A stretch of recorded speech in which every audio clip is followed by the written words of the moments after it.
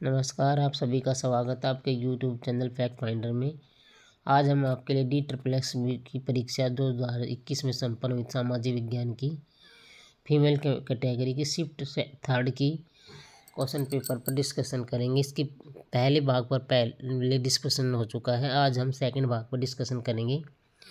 सभी प्रश्न पत्र के आंसर आपकी स्क्रीन पर डिटेल में इस प्रकार से होंगे।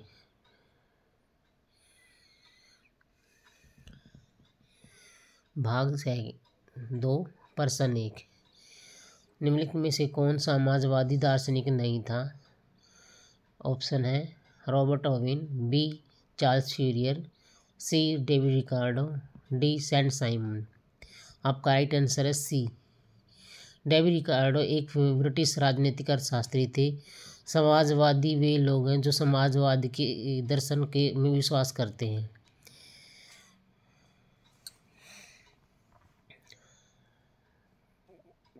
प्रश्न 2, 26 जून 1945 के संयुक्त राष्ट्र चार्ट पर हस्ताक्षर किया गया था। यह हस्ताक्षर किया गया था dash. Option A New York, B Chicago, C Denver, D San Francisco. आपका राइट आंसर है डी सैन फ्रांसिस्को में संयुक्त राष्ट्र के चार्टर पर हस्ताक्षर किए गए थे। संयुक्त राष्ट्र चार्ट संयुक्त राष्ट्र का संस्थापक दस्तावेज है। इसका मसौदा तैयार करने के लिए 50 राष्ट्रों के प्रतिनिधियों ने 25 अप्रैल 1945 को सैन फ्रांसिस्को में मुलाकात की। यह 26 जून 1945 को सैन फ्रांसिस्को में अंतर्राष्ट्रीय संगठन पर संयुक्त राष्ट्र सम्मेलन के समापन पर हस्ताक्षरित किया गया था और 24 अक्टूबर 1945 को लागू किया गया था।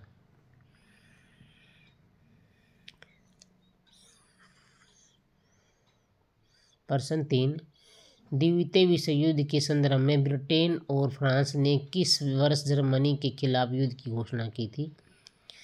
ऑप्शन है ए 1940, बी 1939, सी 1937, डी 1938।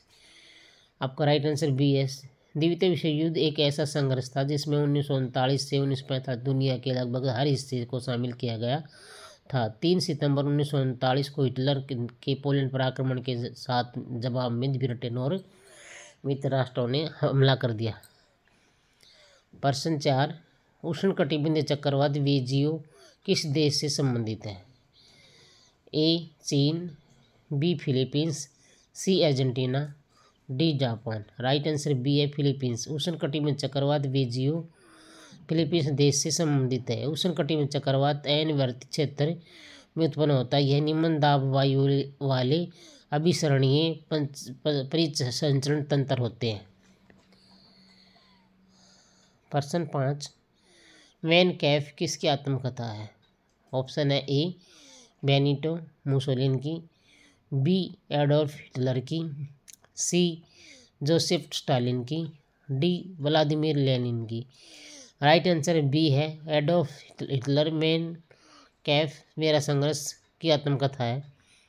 यह उनकी एकमात्र संपूर्ण पुस्तक थी। यह वर्ष 1925 और 1927 के बीच प्रकाशित हुई थी। प्रश्न 6, इसकी सतह शुष्क गर्म और ज्वालामुखी है। इसकी घूर्णन अवधि लगभग 243 दिन है। दिए गए कथन किस ग्रह का उल्लेख कर रहा है? ऑप्शन ए बृहस्पति, बी बुध, सी शुक्र, डी मंगल। राइट आंसर सी है शुक्र ग्रह की सतह शुष्क गर्म और ज्वालामुखी है। इसकी घूर्णनावधि 243 दिन है तथा परिक्रमण 22.4 दिन में पूरी करता है। सूर्य से दूरी के एक अधिक दूसरा ग्रह। प्रश्न 7, पवन गुलाब एक आरेख है जिसका उपयोग जलवायु डेटा का प्रतिनिधित्व करने के लिए किया जाता है। इस आरेख में केंद्र से अधिकतम कितनी रेखाएं खींची जा सकती हैं? Option A 12, B 16, C 3, D 20। B right answer है। पवन गुलाब एक आरेख है जिसका उपयोग जलवायु डेटा का प्रतिनिधित्व करने के लिए किया जाता है। प्रश्न 8, निम्नलिखित में से कौन सी घटना जल विज्ञान चक्र में शामिल नहीं है? ऑप्शन ए वाष्पोत्सर्जन, बी अपघटन, सी वर्षण, डी संघनन। राइट आंसर है बी। जल चक्र को प्रभावित करने वाले महत्वपूर्ण प्रक्रिया में वाष्पीकरण, वाष्पोत्सर्जन, संघनन, वर्षण तथा अपवाह शामिल है। अपघटन जल चक्र का एक कारक नहीं है।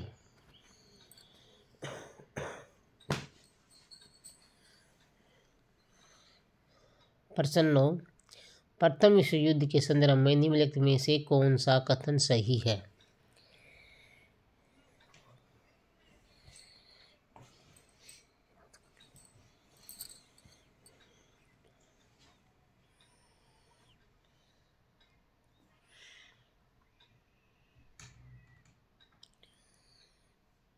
आपका राइट आंसर है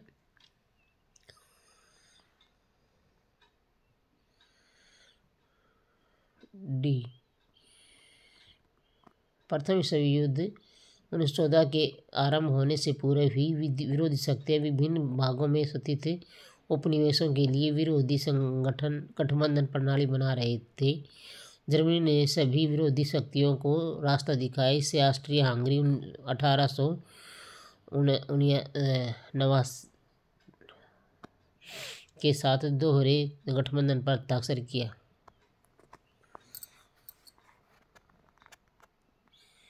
प्रश्न 10, निम्नलिखित में से कौन द्वितीय विश्व युद्ध का कारण है? 1, सामूहिक सुरक्षा प्रणाली। 2, निशस्त्रीकरण की विफलता। राइट आंसर है डी। द्वितीय विश्व युद्ध के निम्नलिखित कारण थे: वर्साई की संधि, राष्ट्रसंघ की विफलता, 1929 की महाबंदी, फांसीवाद नाजीवाद का उदय, तुष्टीकरण की नीति, सामूहिक सुरक्षा, निशस्त्रीकरण की विफलता।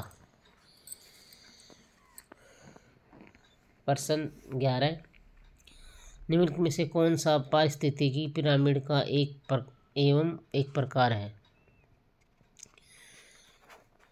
1, संख्या पिरामिड। 2, biomass pyramid.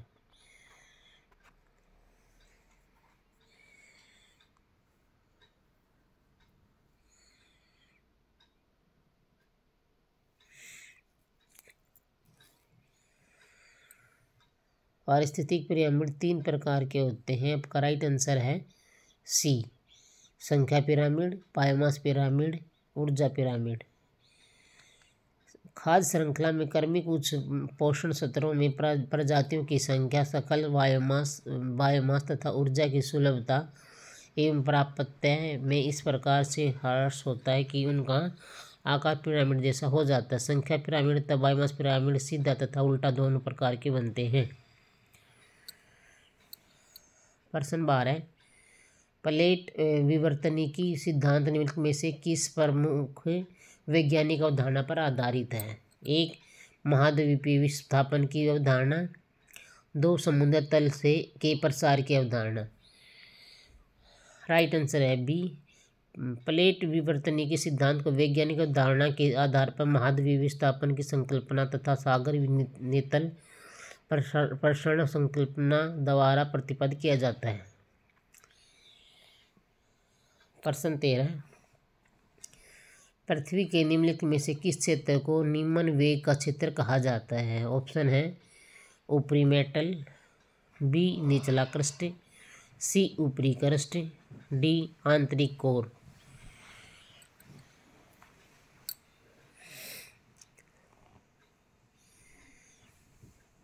आपका राइट आंसर है ए, ऊपरी मेटल।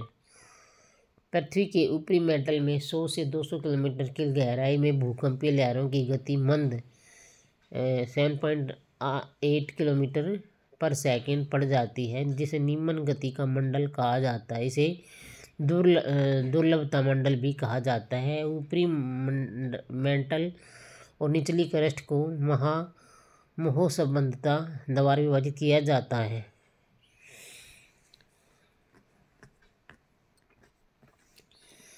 प्रश्न 14, निम्न में से कौन सा कारक समुद्री जल के घनत्व को नियंत्रित नहीं करता है? ए क्षेत्र, बी लवणता, सी दबाव, डी तापमान। आपका राइट आंसर ए है।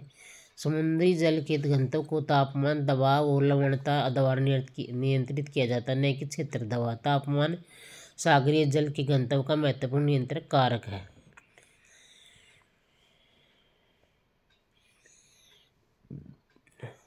प्रश्न 15, इटली में समाजवादी तानाशाही के संदर्भ में निम्नलिखित में से कौन सा कथन सही है? कथन 1, व्यक्ति की स्वतंत्रता से पहले राज्य की सुरक्षा के लिए सार्वजनिक सुरक्षा कानून लागू किया गया था। 2, जर्मनी की तुलना में सैन्य उत्पादन में निवेश बहुत अधिक था।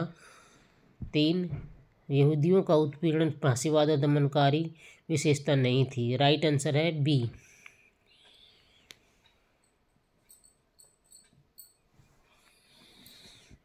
प्रश्न 16, संयुक्त राष्ट्र का आधिकारिक रूप से गठन किस वर्ष की हुआ था? Option 1 1947, option B 1945, option C 1948, option D 1946। संयुक्त राष्ट्र 1945 में स्थापित एक अंतर्राष्ट्रीय संगठन है। आपका राइट आंसर है बी।